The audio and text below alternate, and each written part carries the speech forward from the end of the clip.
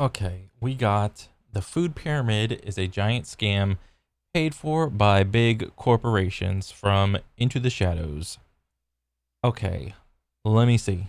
The United States Department of Agriculture, or USDA, has been publishing nutritional guidelines for well over 100 years now. These recommendations have been updated over time, and logically, one would think that they've changed to reflect new knowledge gained about nutritional science. Unfortunately, nothing could be further from the truth. Early changes reflected what foods were available rather than what foods were best. This lack of Ooh. scientific rigor continued, and Let me hear that again. gains about nutritional science. Unfortunately, nothing could be further from the truth. Early changes reflected what foods were available Wait, let me hear. Let me hear.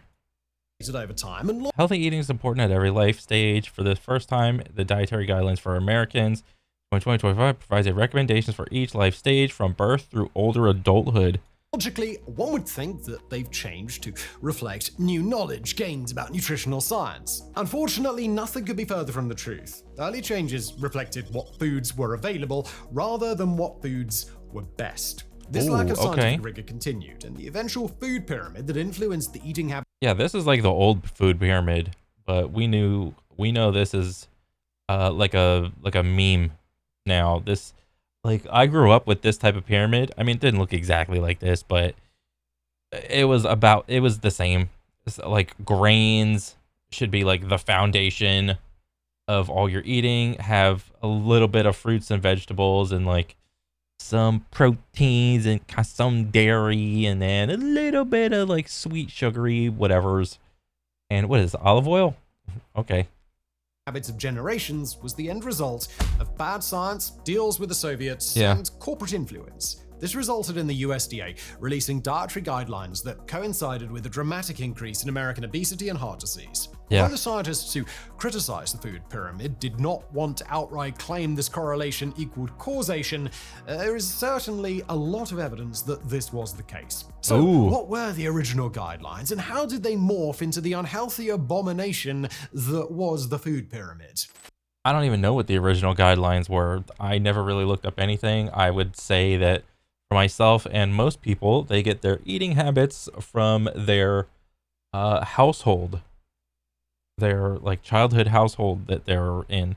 Either they're like from their family, like their mom and dad, their friends, like public school, like kind of get influenced by, you know, what you have available in the public school. And also whenever you sit down at the table, you do like a pan with your head and look at whatever the kids have, and you kind of get an idea of what everybody's eating and what you should be eating, or maybe not should, but you see all the different types of food.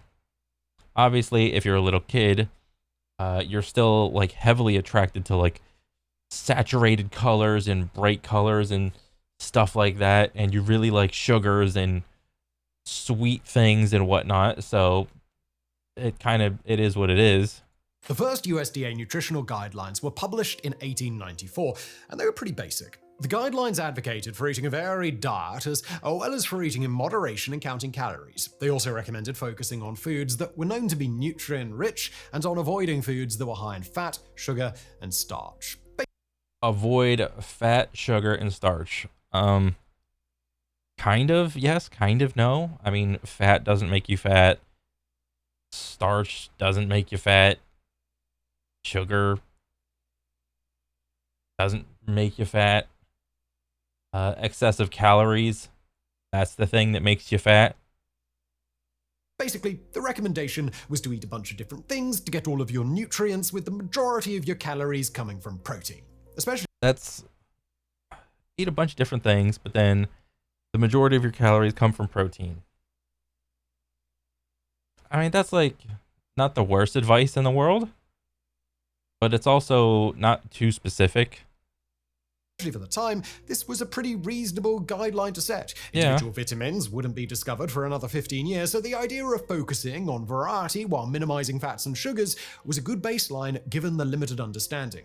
Some advancements to the guidelines were made over the coming decades, such as categorizing foods into 5 food groups and creating recommended daily allowances for specific vitamins, minerals, and overall calories. Four new Vitamins. guidelines were created during the Great Depression, with each guide being for a different income bracket. Needless to say, these guides were focusing on what was possible for people, Oh, wait, let me hear that again. minerals, and overall calories. Four new guidelines were created during the Great Depression, What do you say? 4 new guidelines created in the Great Depression. with each guide being for a different income bracket. Because surely the nutritional needs of a poor person are completely different than the nutritional needs of a rich person. That makes so much sense, doesn't it, guys?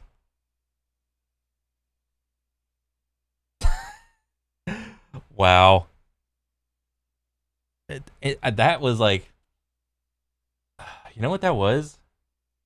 That was Big Brother literally bleeding out into the public, probably in the most unobstructed way possible, in order to divide people by simply by how much money you made. If you're poor, get in that line. If you got some money, get in that line. But I don't know. I'd have to see these like guidelines, because like if we're just dividing up, like, okay, what's your income? Did you make like $20 yesterday? Did you make $30 yesterday? Did you make $40 yesterday? I mean, that's like, there's not that much difference with that. I mean, maybe back in the day it probably was, but like versus like something for today, I don't know. Like I'm thinking in like exponential difference of like 40K a year, bro, versus like 80K a year, bro, versus like 300K a year type of person. All very different types of lives, but like back in the day, I don't know if this exponential difference existed, and it was more along the lines of like $10 a day, $30 a day, I don't know, $50, $60 a day type of difference. I don't know. But dividing people up based on financial, just like income, is probably the worst thing that the uh like that the government could like ever do. And you know what it feels like when I'm like talking about it? It feels like, have you ever gone to like a theme park, and then you have like, and you're standing in line, but you don't have like any express passes? There's like so many different types of passes. There's like the main line, which is like long and obnoxious and annoying, and that's for like the quote unquote poor people. And then there's like the express line, which is like, oh, I paid for like the super pass. I paid for like this line, and it's like way shorter. And then there's like the disabled person line. It's like, oh, he's disabled, just let him go. Whatever, who gives a shit? That's what this feels like. Needless to say, these guides were focusing on what was possible for people to afford while avoiding malnutrition, rather What was possible for people to afford? Okay. So like, what was a piece of broccoli more expensive than like bread or something, because it took more time and effort to like make bread versus just pull a freaking thing of broccoli out of the ground, clean it up a little bit, and then like bang, there you go. Or I mean, I don't even get like I don't really understand like what was like the rich people food? Was it like pastries and baked goods and cookies and cakes? That was the expensive stuff, and like, or was like meat, bread, vegetables considered like poor people stuff? That's kind of like what I'm trying to understand.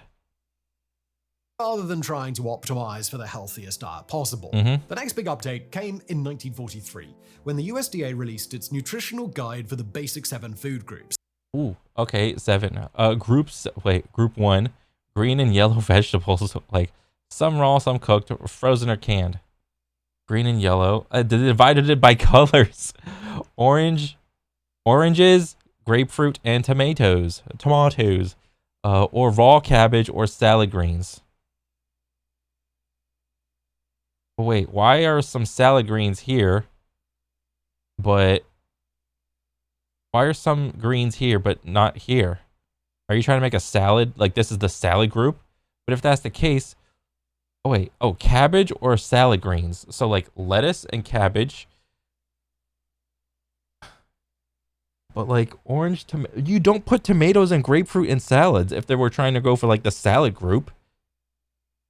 I mean, you kind of can. Wait, yes, they do. Wait, I know you can put tomatoes in salads. You can put oranges. Like, yeah, you kind of can.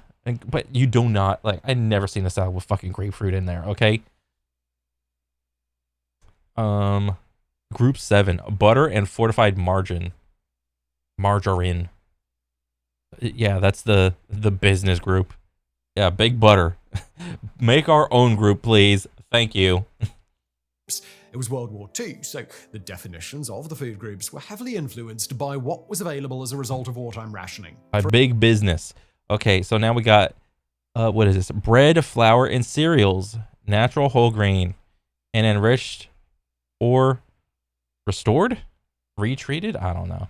Oh yeah, bread from the bread tree. Perfect. Potatoes and other vegetables and fruits. Raw, dried, cooked, frozen, or canned. Okay, that's fine. 3 of the 7 food groups were different types of fruits and vegetables, with the other 4 types of groups being dairy, meat, breads, and butter or margarine. Yeah, we got milk and milk products, so dairy, and then meat, poultry, fish, eggs, dried beans, peas, nuts, and peanut butter. Okay. Margarine. There was no specific guidance on how much of each food group a person should consume each day. And you know what? Just how the grouping of foods is, I would say, like displayed better than the pyramid. Because at least when you use like a circle and divide it up into pie charts, everything is kind of implied that like no one food group is better than another. But like then when you put it in the display form of a pyramid, it implies like this should be your foundation. You should have mostly this. This stuff is like kind of scantily in there, and then so on and so forth. And then maybe like a little bit of stuff if you want, like the sweet cakes, cookies, whatever on top. Don't eat a lot of that stuff. So it's like just how the information is displayed, I would say also matters. Guidelines just said to eat some food from each group every day. It went on to say people should eat whatever they want in addition to those food groups. While the emphasis on variety was a nice way to prevent vitamin deficiency, eat whatever you want. There are some foods that don't taste the best, but you kind of know that like you should eat them, most specifically in the cases of like vegetables. I mean, I know adults today that still don't eat vegetables, and I just laugh at them. I mean, it's like, are you serious, dude? So the whole eat what you want type of deal, kind of, you miss the point on making a guide for foods. Because if you simply just let people eat whatever they want, well, they're just going to eat whatever gives them the most dopamine in their head. And so what is that normally? Well, like sweet stuff, cakes, cookies, donuts, whatever's, cupcakes, baked goods, and then, I don't know, maybe meat, beef, chicken, like meat and sweets probably is, I would say, what give people a lot of dopamine. And like fats, I mean, you just use that scantily. But you're not like shoveling like olive oil in your mouth or anything. I don't think anybody's getting a lot of dopamine off of that. These new guidelines really weren't any more helpful than the original ones created in 1894. Yeah. Many people found it overly confusing, as there were 3 separate groups for different types of fruits and vegetables, and the graphics seemed to implicitly suggest that a person should eat as much butter as they do meat. To simplify things, in 1956, the USDA released its new guidelines, recommending the 4 basic food groups. These were the types of foods people were supposed to eat every day, and they were milk, meat, fruits and vegetables, and breads and cereals. There was also a category called other foods that could be used to round out meals. This included things like butter and cooking oils, and their classification of other foods made it more obvious that these should not be consumed in the same quantities as items from the basic 4 food groups. Okay. However, there is something that is worth pointing out before we continue, as the recommendation persists in USDA guidelines to this day. Milk and dairy were labeled as one of the 4 basic food groups, but people don't actually need to consume dairy products to have a healthy diet. By default, all adult mammals, including humans, are lactose intolerant. Yeah, I am learning that the older I get, the less, and like I can still eat like milk products and dairy products. I just can't have a lot of them because if I eat like how I used to eat them as a kid, oh my god, dude, it's just like whoosh, like right through. And yeah, you just like it's fine to like eat it when you're a kid because you need it for like your bones and stuff like that, but like the older I get, I'm just like, I'll pass. Biologically speaking, mammals were designed to stop consuming milk after weaning. Humans who've lived in areas where dairy farming was prominent evolved lactose persistence, the ability to continue to consume milk as adults, but large populations across the globe have gone without consuming dairy for thousands of years. There is a more appropriate name for this food group, which we will get into later. Regardless, the basic four became the... Well, let me see. Okay, so we got the milk group for some for everyone. Like I love these like serving suggestions. Some for everybody. Okay, meat group, 2 or more servings. You got liver, oh, big old filter organ, nice. What is this, like beef or pork or something? Ground beef, okay. Then we got fish, poultry. Then we got eggs. And then what is this, butter? Beans, soybeans, and then dry beans? Okay, so like you're more or less protein group. Vegetables and fruit group, 4 or more. Oh, okay. We got dark green, deep yellow. What is deep yellow? Like salad stuff, potato, apple, and then box. I love the box from the box tree. Citrus and tomatoes. Okay. And then we got bread and cereal group down here. 4 or more servings. Oats, flour, rice, bread, macaroni. Okay. What does it say? Every day, eat foods from each group. Eat other foods as needed to round out meals. U.S. Department of Agriculture. 1966. Standard dietary guidance for decades. But there was still one problem. People knew what foods to eat, but not how much of each food group was required. Clarification was necessary, and this gave way to the concept of a food pyramid. By structuring the diagram in this way, it provided an easy visual representation for how much of each type of food a person was supposed to consume, especially relative to the other food groups. The first food pyramid was developed in Sweden in the 1970s, and this served as a basic blueprint for the USDA's eventual food pyramid. Yeah. But before we can get to that, President Eisenhower needs to have a heart attack. In the early 20th century, and for most of human history, heart attacks were relatively rare. The largest cause of death was infectious disease, but as medical science advanced, deaths by infectious disease decreased. At the same time that this happened, cars and automation resulted in people living more sedentary lifestyles, and the percentage of the population that smoked tobacco products skyrocketed. As a result, heart disease became much more common, and by the mid-20th century... So heart disease was much more common.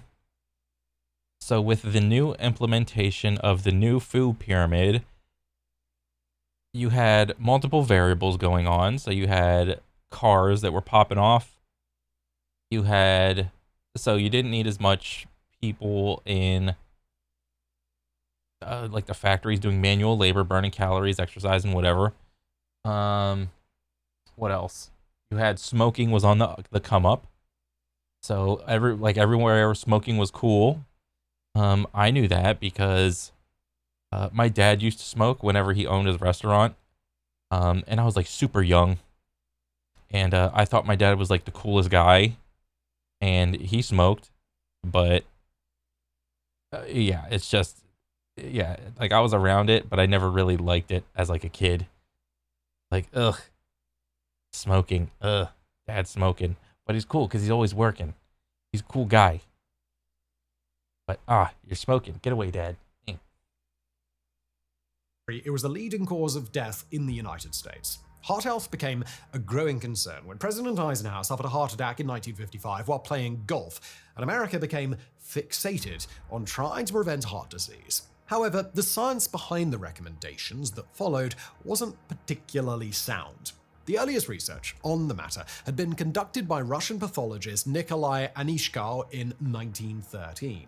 By feeding rabbits lard and pure cholesterol, he noticed that they quickly developed arteriosclerosis. Rabbits were chosen because the way they metabolize cholesterol is much more similar to how humans do than other common lab animals like mice. However, there is still a very obvious problem with choosing rabbits. Even though their bodies handle cholesterol in a similar way to ours, they also aren't equipped to handle cholesterol in any meaningful quantity. Rabbits are strictly herbivores, and plants contain very little cholesterol. Not only that, but the way plaque builds up and causes arteriosclerosis only somewhat resembles how it happens in humans. That doesn't mean that Anichkov's findings were meaningless, but they still left a lot to be desired when it came to being a human analog. But Ansel Keys disagreed. Keys was an American physiologist who was at the forefront of research into diet and health. Using the previous study as the basis for his diet-heart hypothesis, Keys presented his findings at a meeting of the World Health Organization in Geneva in 1955. He believed that saturated fat was the cause of heart disease, and he even presented a handy graph showing the rate of heart disease compared to the percent of calories consumed as fat across 6 countries. The two metrics were clearly correlated, providing strong evidence for his hypothesis. However, some of his contemporaries found the data to be disingenuous. While Keys had used data for 6 countries to make his graph, there was actually data from 22 countries available. When all of that data was included, the data points were completely scattered and there was no obvious correlation at all. So he tried to say, what did he say? Like, consuming saturated fats, no matter the amount, was the cause of, what was it, heart disease or whatever? That's what he tried to say and tried to make a correlation to, but I mean, it didn't go. Okay. But Keys had a theory. So the following year, he began his 7-country study, a multinational study designed to examine the relationships between diet, lifestyle, and heart disease. Now, many argued that Keys cherry-picked countries to fit his theory. Ooh, okay. Very good thing to go against, like, whatever you're trying to find out. Okay. As he had done with his previous presentation, and Keys had a reputation for bullying his critics into silence, so these opposing viewpoints were not as widespread as they perhaps should have been. But whether or not they were heavily biased by Keys' own beliefs, the findings of the 7-country study were clear. Saturated fat was the leading cause of heart disease. The study did note some other factors such as sedentary lifestyles and smoking being contributing factors, but saturated fat was believed to be by far the biggest factor, and sugar was completely ignored as even a possibility. Of course. Oh, damn. That's funny. Just ignore sugar. So, with that study in mind, when a company, like a big company, goes out to like make some like food products or whatever, and they start making foods that are high in sugar, and then when they go onto their marketing team, that's like, oh, okay, we got cookies, cakes, and cupcakes, and all this other bullshit. So it's like, okay, we're gonna go out into marketing. It's got X amount of sugar, X amount of fat. The fat is lower than the sugar. But, oh, guys, according to this study, saturated fats are the cause of heart disease, not excessive amounts of sugar. All right, so we're in the clear. All right, eat our little cupcakes, eat our little cookies, and you will be healthy. You'll have tons of energy. It will make you want to get up and go and exercise, and yeah, eat our cookies. Of course, it's worth mentioning that while Eisenhower had quit smoking a few years before his heart attack, he had been a 4-pack-a-day man. Damn. The importance of that was largely overlooked, and so the alleged dangers of saturated fat were overemphasized, in no small part by the American Heart Association and their conflict of interest. The AHA was once a small organization until it became sponsored by Procter & Gamble, who in 1948 donated $1.7 million, that's over $22 million today, to the organization. This Damn. influx of cash allowed the AHA to grow and gain national recognition. However, P&G were the makers of Crisco, an incredibly popular brand of vegetable oil. So what do you think's gonna happen? Eat our vegetable oil. You'll have a healthy heart. Since Keyes and his 7 countries study were advocating for replacing saturated fats with polyunsaturated fats like those found in vegetable oils, the AHA had every incentive to sign off on his research. However, there was one dissenting bit of research, much of which didn't see the light of day until 2016. While most studies into... Bro, that wasn't even that long ago. Bro, that's like not what, 9 years ago? diet and lifestyle required self-reporting of data, which was not always reliable and which couldn't be controlled. From 1968 to 1973, there was a large controlled study of nearly 10,000 people living in nursing homes and mental hospitals. Because these people had their meals provided for them, researchers could control exactly what they ate. This was known as the Minnesota Coronary Study, and it has been reported that Keyes was one of the principal investigators in the study, though his name was not published on the final report.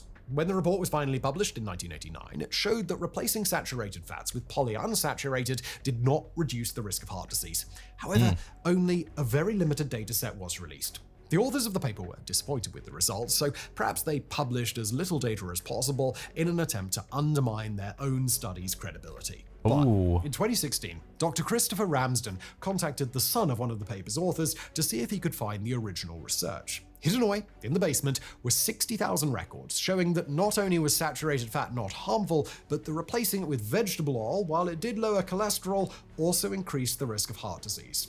Of course, there are some unanswered questions relating to this study, such as other possible factors present in the various test groups. None of this was known at the time, though, and as far as America was concerned, saturated fat was now public enemy number one. Meat was the largest part of most people's diets, and meat and dairy were both high in saturated fat. So, and like, I mean, these guys are like way smarter than me, but I'm just trying to like logic this out in my head. I mean, I don't know exactly like what the end, like, I don't know if we're still like on the fence of like what causes heart disease. I mean, as far as I'm concerned, it's just like if you eat excess calories, you're going to get fat. And then that is going to cause you to get heart disease. But I'm sure there's been studies done of like excessive calories causing someone to like gain more weight, right? Because if we look at like 1 gram of a carb, that's 4 calories. 1 gram of a protein, that's also 4 calories. But then we look at 1 gram of a fat, and isn't that like 9 calories? But then visually, let's visualize this out.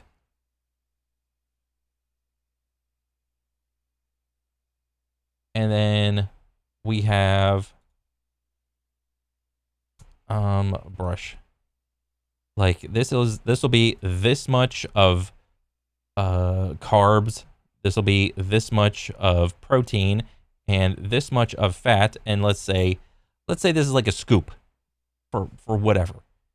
And this will be like I don't know, let's say this is like 10 grams or whatever.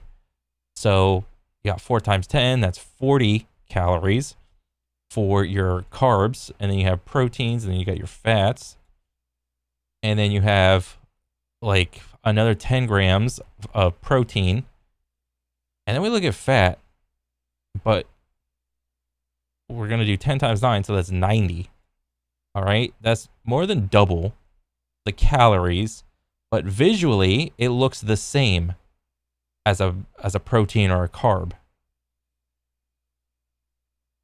So this is like yet another variable, like when you try to like just eyeball everything. Aside from using vegetable oil for cooking instead of butter and lard, what were people supposed to eat in place of all those fatty foods? Well, The 7-country study was first published in 1978, and by then, there was an easy answer to that question thanks to maneuvers made by President Nixon to guarantee his second term. For over 50 years, the price of grain had been controlled by the government. This was meant to keep grain prices higher to keep America's farmers secure, but there were also limits on how much grain they were able to produce. For a while, this worked. But as inflation rose, without the price of grain being adjusted accordingly, it began causing unrest among farmers who were no longer convinced that the government controls were actually working. Winning over America's farmers would all but guarantee Nixon's re-election in 1972, so 2 major decisions were made to garner their support. First, the regulations on the grain industry were removed. Farmers could grow as much grain as they wanted in the market rather than the government would decide the price of grain. But why were they growing so much grain? Well, probably because there's multiple things. One is like your return on investment for grain. So you are highly incentivized to grow grain because multiple things, like how easy it is to take care of, how many times you can like grow a crop and like turn it over, start up another one. Consider like the pesticide, herbicide, trying to maintain like a high enough quality for said product, whether or not you can grow it year round versus like being seasonal. Yeah, there's a bunch of different things versus being incentivized to grow like other types of crops that are maybe a little bit harder to maintain, but the return on investment could be greater because they're harder to get, like, I don't know, a harvest from or something like that.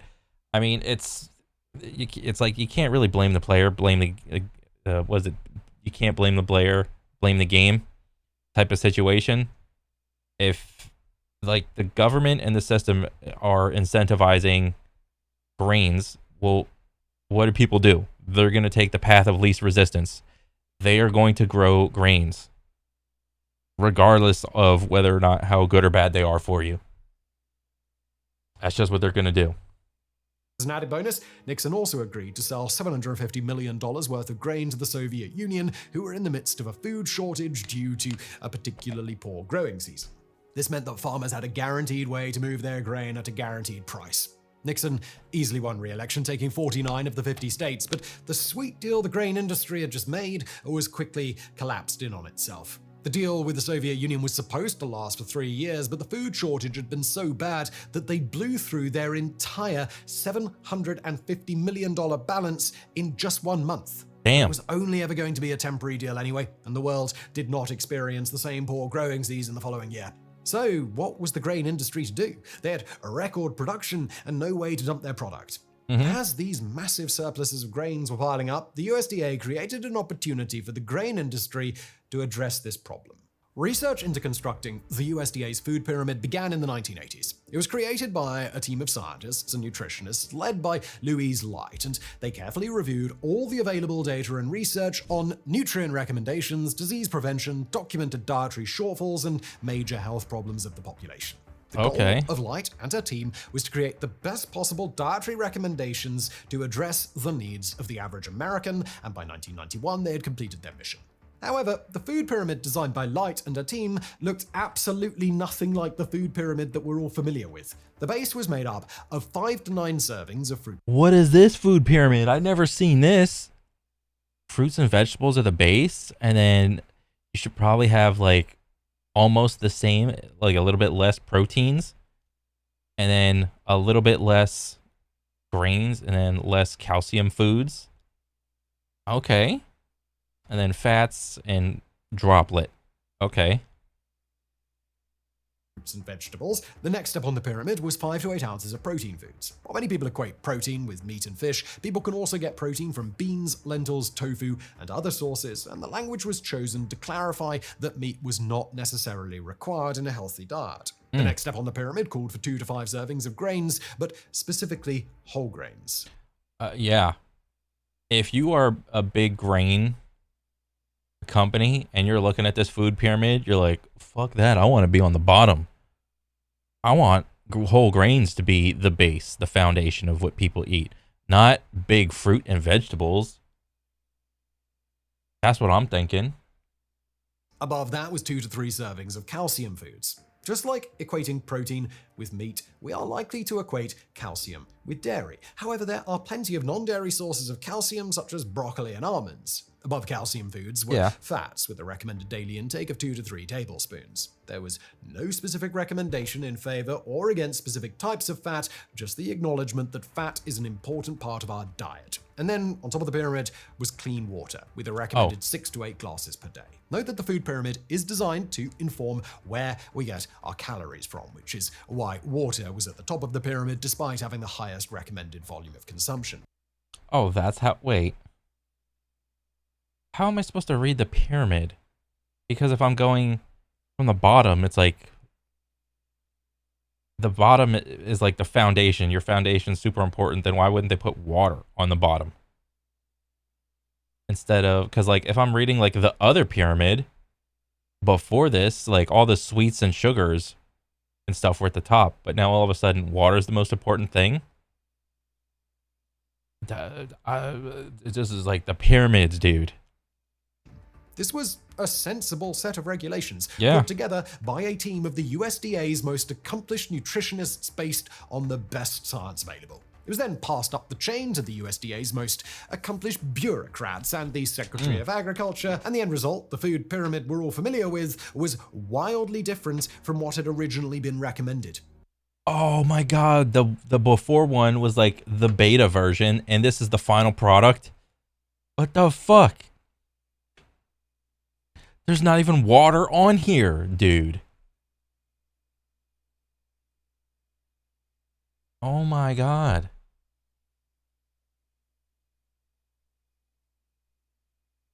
Ah, wait, why did we like swap? Why did we make equal like milk and dairy products? It's like before meat was like down here, but now meat's like, nah. It's like fruits is carbs, vegetables, like not a lot, but still carbs. This is just processed foods. Bread, potato, pasta, bagel, croissant, cookie thing, cupcake, cake, cookie. What is this? Sugar? Just a big old bag of sugar. And bread. Yeah. Grains. This is even more vague. It's not even whole grains. It's just grains. Processed foods. Lobbyists were quick to make their presence known, and immediately corporate interests got to work rewriting the pyramid from the ground up. Protein foods and calcium foods were replaced with meat and dairy. Language was changed to downplay the Bro, like meats and proteins and shit, like they're just below like the garbage food. importance of fresh and whole foods, instead emphasizing heavily processed foods. And most notably, Wait, what are all these like little circles and triangles? I saw something at the tippy top. Okay, so the little tiny circles is fat naturally occurring and added. So added fat and natural fat are these little circles. The little triangles, because I never did know this, is added sugars. Okay, so at the tippity top we have fats and sugars, naturally or added. Okay, and then we go to milk or dairy. So there's like some fats and like a good amount of like, because you can see they even fuck with the amount of dots in each one, right? So you think it's like, oh, if there's added fat and sugar like equally, you would probably put the same amount of little circles and triangles in there. But no, if you look in just the milk one, there is like 1, 2, 3, 4 triangles of added sugars. If this is like yogurt, I mean, it's fucking yogurt. There's a lot of sugar in like yogurt. Like seldom do people actually go and pick up like just either like super duper low fat, no fat yogurt, or yeah, they're picking up like Go-Gurt with like 20, 30 grams of sugar in just like one little cup or something. But then the circles, so we got 1, 2, 3, 4, 5, 6, 7, 8. There's double the fat than sugars. in here. Okay, meat. 1, 2, 3, 4, 5, 6, 7, 8, 9, 10. So we've got 10 circles. Okay, but like look at the top one. There are so many more sugar triangles than there are fat circles. 1, 2, 3, 4, 5, 6, 7, 8, 9, 10. There's like 10 circles, and I'm not counting triangles, but there's more than 10. Okay? And calcium foods were replaced with meat. I didn't even know what these little things like meant. And dairy. Language was changed to downplay the importance of fresh and whole. Okay, so there's a little bit of extra fat in vegetables? So what's the implication if there's like added fat in vegetables, like deep fried vegetables? Or like these little, okay. I mean, there's not a lot of vegetables with like fat in them. I know like avocados and nuts, but no, nuts aren't. Nuts are like over here, even though nuts grow on like in the roots and shit of plants. Okay, they're legumes, but that broccoli, tomato, carrot, lettuce, potato, none of these things have fats on there. Now, fruits have natural sugar, so that's understandable. Foods, instead emphasizing heavily processed foods. And most notably, grains were moved to the bottom of the pyramid with a recommended 6 to 11 servings each day. Oh yeah, gotta get that bowl of cereal in there, and then look at the triangles, like 1, 2, 3, 4. I can't see. Okay, 1, 2, 3, 4, 5, 6, 7, 8 triangles. 1, 2, 3, 4, 5, 6, 7, 8. So the bottom foundation is the only time where they did like equal like triangles and circles. You gotta have your processed crackers, your processed cereal, your processed pasta, and your breads. Why are there 3 different types of breads in here? Am I getting like that much different nutrition from each type of bread? Like what is this? Like a French roll, like a sandwich bread, and then like what is this, like pumpernickel or something? And then I assume this is rice. Wow. The Asian bowl with the chopsticks would have rice in it. Oh, that's funny. You'll eat rice with chopsticks, guys. Don't eat it with like a fork or a spoon. You eat it with the chopsticks because everybody knows what's being implied here. According to Light, our nutritional needs were sold to the highest bidder, with the resulting guidelines being informed by corporate interests and bad science. And while scientists have been cautious about confusing correlation with causation, the effects of this food pyramid are seemingly pretty damn clear. Though American obesity has been on the rise since the 1960s, Oh, yeah. the 1990s, at the release of the USDA's food pyramid, saw a sharp increase in obesity, particularly childhood obesity. Yeah. But hey, at least the US no longer has such an unwieldy surplus of grain. So everything worked out for the best. In June of 2011, after 19 long years, the USA finally retired the food pyramid and replaced it with My Plate. The new image simply shows a plate divided into 4 sections: vegetables, fruit, grains, and protein, as well as a glass labeled dairy. Where's like the water? You can have some dairy. I don't think so. I think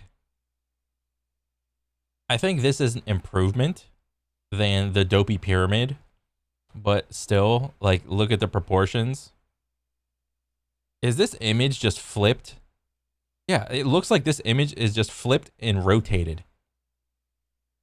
Like the vegetables is the same size as the grains, and the fruit is the same size as the protein. So what's the implication?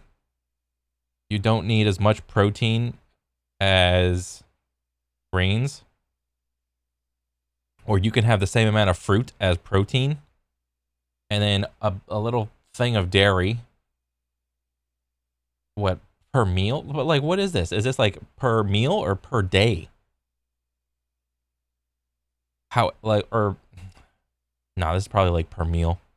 Like anytime you have a meal, try to make it look like this. Off to the side. This was considered a large improvement, especially because the recommendation was for fruits and vegetables to make up 50% of a person's plate. However, there are still problems. Unlike in the food pyramid, there are no example foods for each group, nor is it clear exactly how big a person's plate is supposed to be. Yeah. I mean, we'd have to like look over this like as like over time what's happening. What do you think is gonna happen to like the next food pyramid or food dietary recommendation thing? I think it will improve. It'll like because like what iteration will this be at that point? This will be like version 4 or 5 or 6 or something at this point. So it is getting better, but just not at the rate that I don't know someone would be happy with. I would imagine. There are also criticisms that dairy is still portrayed as a mandatory food group. Of course, yeah. The MyPlate image is just the most surface level explanation of the USDA. Yeah, this is surface level. Like I don't really eat a lot of dairy. It is very scant. Like in 1 month, I think I will have like some butter, but that's like for cooking. I'm not like I don't even like butter bread or anything. It's like maybe I will cook with like butter, and it's not even a lot. I don't really drink milk that often. What else? I don't really eat a lot of yogurt or Greek yogurt. I'm trying to think. Cheese, I try to like eat cheese very scantly. If I do, it's like a slice of cheese or something. Very sparingly. I mean, everybody like I'm no saint. I eat like pizza once in a while, but it's not like anything consistent. Guidelines. If you want to see the complete dietary guidelines for Americans for 2020 to 2025, you can download the full 164-page PDF file off their website. Oh, damn. But ain't nobody got time for that. And that was perhaps the most powerful element of the food pyramid. The food pyramid was simple, concise, and easy to... Wait, what did he say? 164-page PDF file off their website. 160. I might go like read that maybe. Wait, because like what group was that? Of the USDA's guidelines. If you want to see the complete dietary guidelines for Americans for 2020 to 2025, you can download the full 164-page PDF file off their website. But wait. 164-page PDF file for food guidelines. Americans 2020 to 2025. Can I dietary guidelines for Americans? Is this it? Holy shit, this is it? Where's the pages? Oh my god, it's right there. But ain't nobody got time for that. And that was perhaps the most powerful element of the food pyramid. The food pyramid was simple, concise, and easy to understand. The guidelines in the food pyramid were easy to follow, even if those guidelines were controlled by lobbyists and bad science rather than the nutritionists in the USDA. Unfortunately, because the food pyramid was so easy to follow, millions of Americans are now paying the price for following that advice and for believing that the government was actually looking out for them rather than for American corporate interests. I still think people just eat. When people choose foods, they eat them for like multiple reasons, but I think one thing that controls people is their emotions and their emotional connection to food. They kind of have like a health aspect, but the health aspect takes a back seat to like how the food eating the food makes them feel. If you feel really good after eating like a candy bar or some Nutter Butters or something like that, or just like a basic peanut butter jelly sandwich, it's like, I feel good. How could this be bad for me? You know, people start to develop like emotional connection, like strong emotional connection to food. That's why it's so hard for people to like diet down and stop eating like certain foods.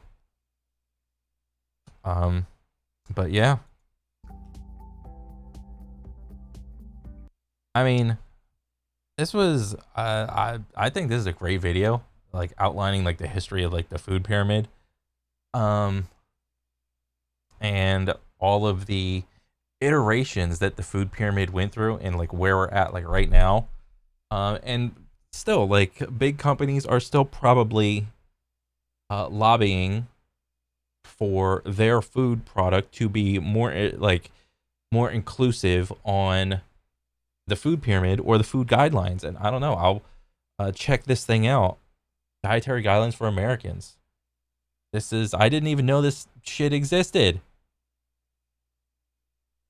But so what is it, like every 5 years like a new one comes out or whatever, and they do it in chunks? So if this is the case, are food contracts between like farmers or big businesses based on like 5 year increments? It's like, okay, for the next 5 years we got to start banging out these types of crops because people need their like tasty cakes and Nutter Butters and Oreos and blah, blah, blah, like the 50 zillion different types of products that Reese's has.